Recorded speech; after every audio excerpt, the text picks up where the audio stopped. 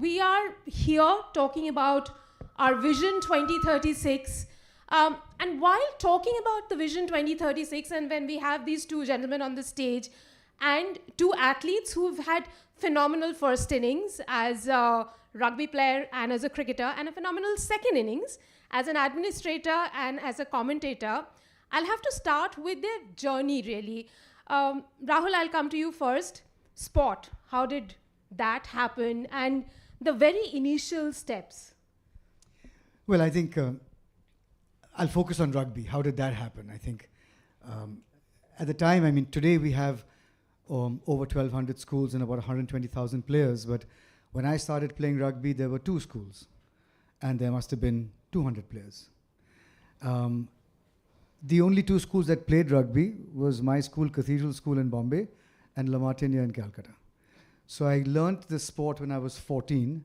Cricket was my first sport, and I was sort of spotted for Bombay schools, and I used to open the bowling for school. But any kind of vertical movement in my biology stopped very quickly. So I realized that I'm not going to be, I can't really open the bowling for school any longer. And at that time, pretty coincidentally, rugby was being, we were made to play.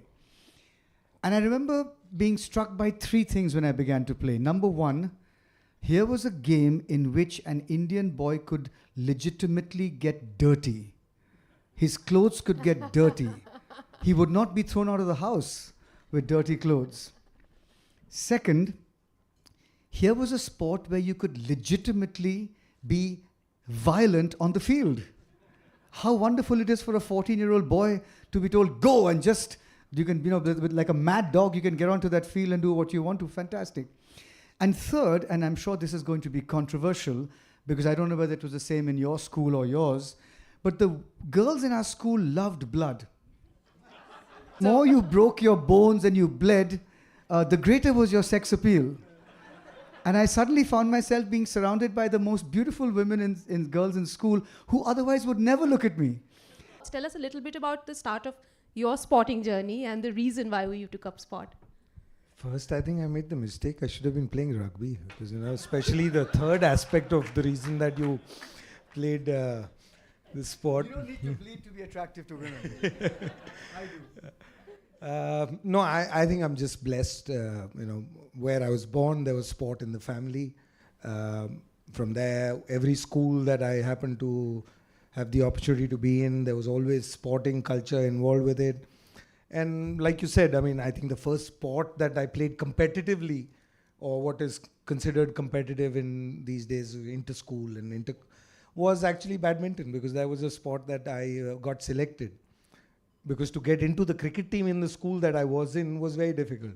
We had players of the caliber of, people who were playing Ranji Trophy. There were players in school when I was in that school. I didn't make it to the first 11 till the class 10th. So competitively, cricket came later, but cricket was always part of life. I'm blessed now to be watching it, talking about it. You said we have the toughest job. I wish I can offer, if somebody offers me a job, because I'm jobless at the moment. Channels have been merging, so there isn't any work that's coming my way. So. But I would love to have a job around the sport, and if I could live my life and make a living out of it, talking about the game, I think we are privileged for sure. Rahul, both you and Ajay have played sport for India. The journey from grassroots to high performance it has to happen in a short time, but it also takes a reasonable amount of staying power to be there. I think it's important for now to be relevant to anybody who's looking at it now. I think, and pardon me, Rika, but it'll make more sense if I talk to you from the point of view of the federation. Because after having played for India for 11 years, at least ever since I became president, this board has said very clearly in writing that players will be at the center of everything. So you have 2 choices when you're holding a tournament.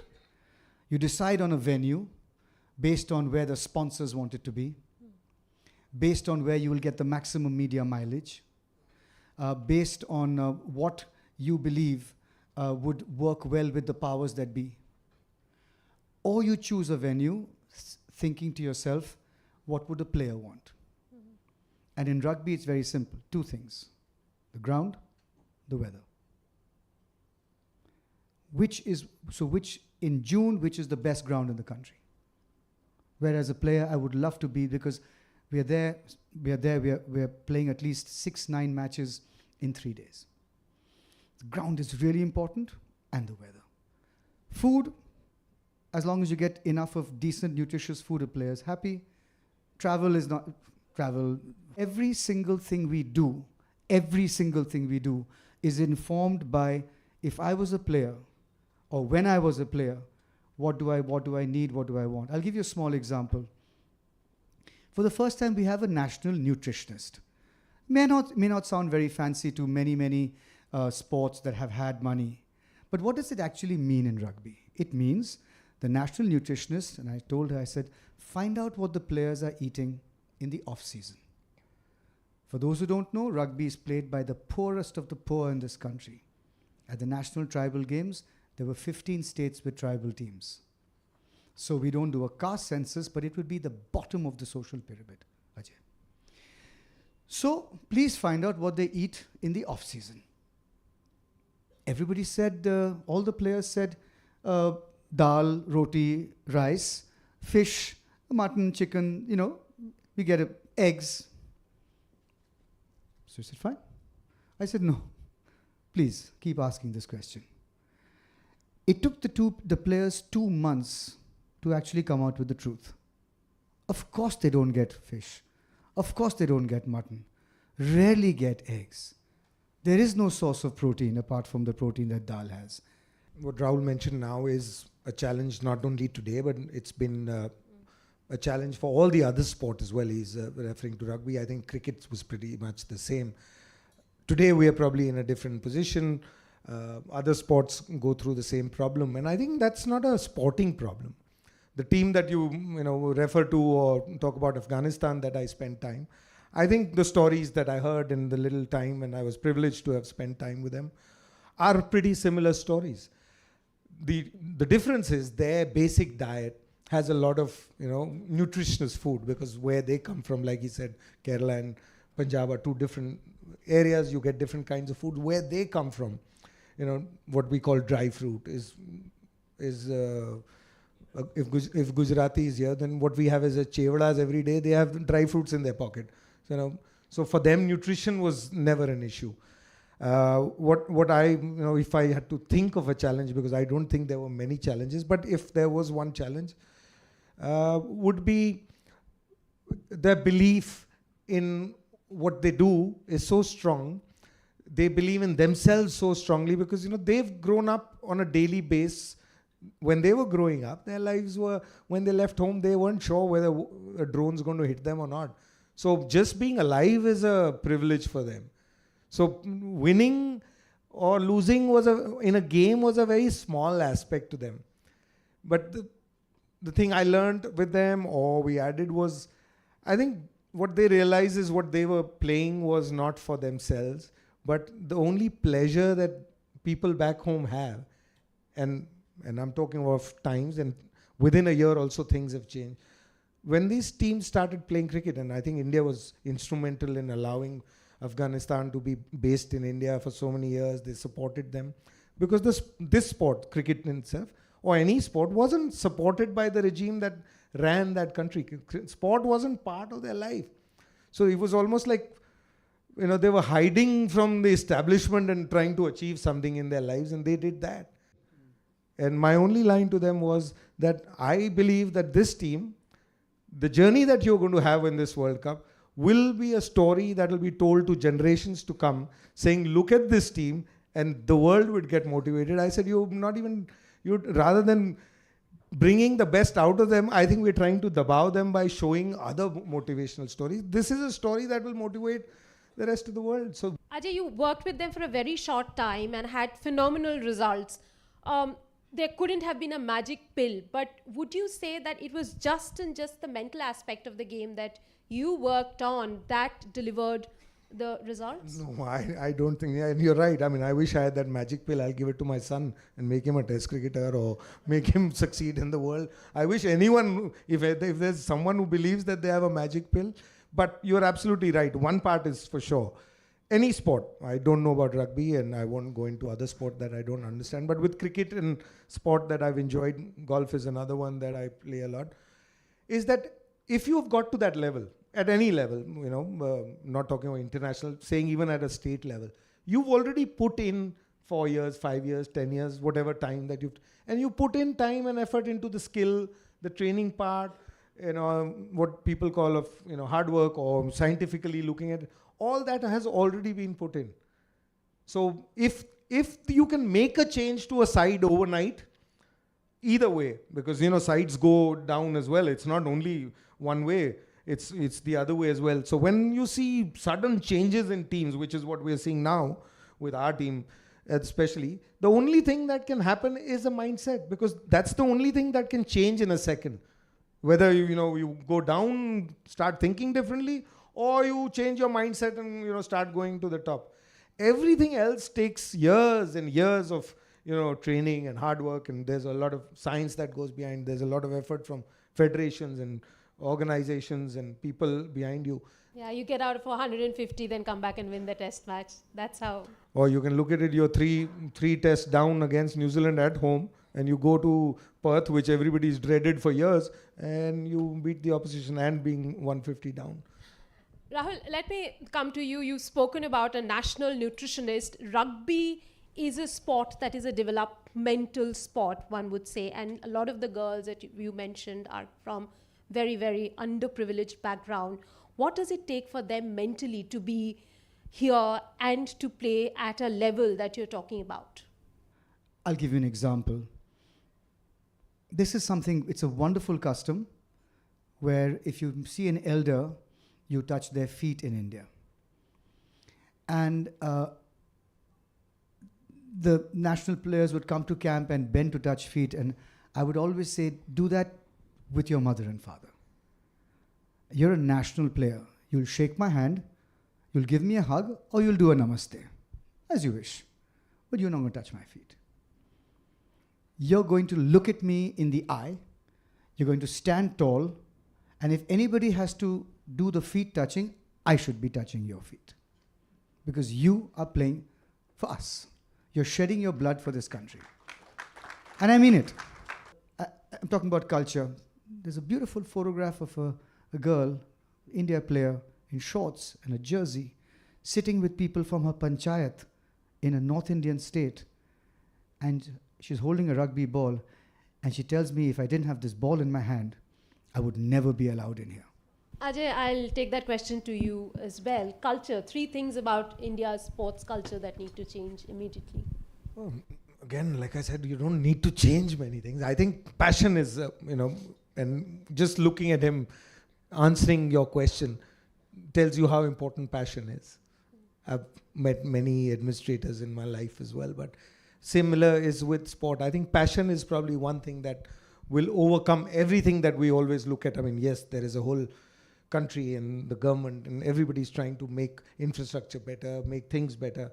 But passion has always overcome all those shortcomings that you have. One would believe that 1.4 billion Indians are passionate about sport, but many like me keep watching sport on TV, on the second screen, first screen, second screen, third screen, and even a lot of kids. So do you think that really what needs to happen, we need to go out and play more? People need to play more than just be passionate about sport. Of course, I mean, ideal world is that, but people watching is also important. That's the culture change. Yeah, do you think? So if you ask me one culture change, again, I'll be politically wrong, that next time, you allow somebody to open a school, because that's where a kid growing up spends most of his time. Don't allow a school that doesn't have a sporting field if you want to be a sporting nation. 90% of schools that exist today in this country do not have a sporting field. I can understand in Mumbai, yes, there is no area. So you have vertical schools. Now, how do you expect that kid to be, thinking of playing a sport? And to live that life, to play a sport, whichever sport it could be, you need that infrastructure. And that's why I mentioned that sport Coco, because I have no love for Kho, but it needs least amount of infrastructure. It doesn't even need a ground. It needs 2 poles, and it has everything. So if you want to bring it into people's life, school is the place. Because that's where a kid spends 12 years of his life learning everything in life, making friends that stay with you for life. Sport today in India is a state subject. So as a federation, you have to work with the state to seam the process to make the process seamless. So how difficult is working with state governments to, scout these talent, put them in a team and scout for the best talent? From a real thrust into the recognition as sport as a soft power. I think we are really benefiting now, at least I can speak for the last 3 years, with an attitudinal shift in all state governments, bar none, where they are seeing, for example, what Odisha had been doing for the last maybe 4 or 5 years, pretty much that mindset, and in some cases it's already started. I made a film called Purna, which is about the youngest... It's a lovely film. Everyone should watch. That is absolutely not why I've referred to it. It was made 8 or 9 years ago, but it's about the youngest girl in history to climb Mount Everest. She was a 13-year-old tribal girl who lived in a land as flat as my palm. And the reason she could do this, she was tending to her goats 9 months before she climbed Everest. She was a tribal girl tending to her goats, and in 9 months this girl climbed Everest. Only because the officer in charge of that area used the system at its best. Couple of last questions to you. Ajay, to you first. We live with a generation of reel watchers, and there's enough and more of role modeling when it comes to sport. We are watching our heroes, and heroes are plenty in sports today. But there's a real problem. Maybe we are not watching the sport enough. And the reason I'm saying this, I was sitting in the stands with a bunch of Virat Kohli fans who were not sure if cricket is played from both sides. Okay, so the question to you is, how to then make this country into a country of sports lovers and sports watchers, and not just following our role models and our stars? Rika, to start with, I think you and I have done a very terrible job. If the stands are filled with people who don't know the games played from both sides, as sports journalists, we haven't done enough to start with. I think fans or reels, I mean, I'm not a big person on this to even use it much. But I think the thing is, they're fans of, when we were growing up, and I was fan of Kapil Dev. I wasn't fan of Kapil Dev because Kapil Dev had a certain haircut or he had a certain look or a certain diet. I was fan of Kapil Dev the way he ran to bowl, how he ran behind a ball, how he hit a ball, or how he walked on the cricket field. And that's all we got to see. Maybe that's also an advantage that we had. We didn't have the other side that the kids today have, to see what an ex-player, I won't name, why just poor Virat that you're blaming here, or his fans, but I'm saying, I think the fandom today about a person is not just the skill or the person on that, as he calls it, line ke andar ka life. I think line ke bahar ka life has a lot more to do. Plus, I think the fandom of reels that you talk about, I remember last year very particularly, and when Mumbai was playing, and Mumbai had an issue last year, which was very evident and clear. I mean, nothing hidden there. But both of those players that were being fought on the social media were on the field for those 2 hours. Right. I was wondering who's fighting on that reel and social media platform. So it's the teams that run those are fighting, and I don't think the players have a role. And so it's very difficult to take them off if the infrastructure around that child, and it may be not just for a fan of a sporting icon, it may be a fan for any other field as well. I think it's the outside world that people are fans of, and so it will be very difficult. But if they're playing the sport, they won't have this thing in their hand. And if they don't have it in their hand, this is also useful. I'm not trying to take this away from them, because this is probably the technology that will allow a kid in this country to have access to top level coaching, top level nutrition value understanding, top level analysis of his game. So it is a useful thing for sure. So you can't take it away. But if they're playing and if they're trying to use this for enhancing their lives, not just with sport, then it's fine. But if you're a fan of Virat Kohli and you don't know whether the game is played from both ends, then I'm sorry to say it has nothing to do with Virat Kohli or with cricket or social media, because social media can be used for good reasons as well. We can get Virat Kohli to talk about. I saw Mahendra Singh Dhoni yesterday talk about an illness that, he's not a big social media person, but he also is using it now for good causes. So maybe people who run their social media platforms can start educating about the sport that they play. That it's played from both sides. Rahul, I take the question to you. Rika, if somebody wants to watch me, please give me the telephone number, please. Doesn't matter if they know nothing about rugby. Just at least I'll have one fan in my life as opposed to none. My other profession, which you have never alluded to at all in this conversation, you said my other life is that of an administrator. It's there. It's always been there. As opposed to, so let me give you the example that I give in cinema.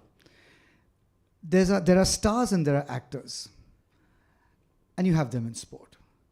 A star is, no matter what role that person is playing, you come to see that person. You pay money to see that person. You don't care whether they're playing a hero, a villain, a dacoit, a cricket, it doesn't matter. The charisma of that person draws you to that cinema hall time and time again. That's a star.